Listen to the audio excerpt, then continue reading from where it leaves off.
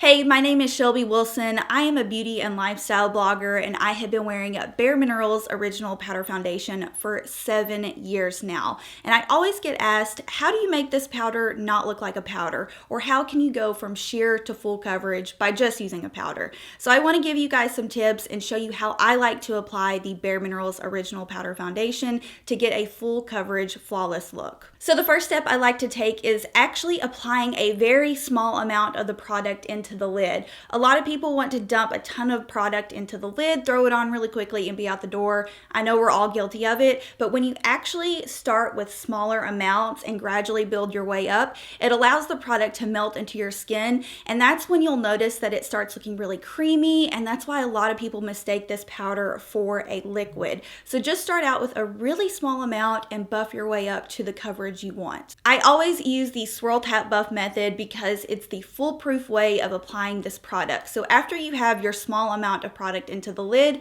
take your brush. I'm using the Beautiful Finish face brush, and you just want to swirl your brush around, warming up the minerals, tap off the excess, and go ahead and buff into your skin. So my last tip is to buff, buff, buff. The more you buff this product into the skin, the fuller coverage you're going to receive, the more naturally luminous it's going to look, and the longer it's going to last on the skin. You can also customize your coverage by buffing. You can go from sheer to medium or to full coverage by just buffing small amounts into the skin until you're happy with your coverage level. So that's how I like to apply the bareMinerals Original Powder Foundation. It is so user-friendly. It lasts all day on the skin. It won't clog your pores, and it has a beautiful, naturally luminous finish. I hope you enjoyed learning a little bit about this product, and thanks for watching.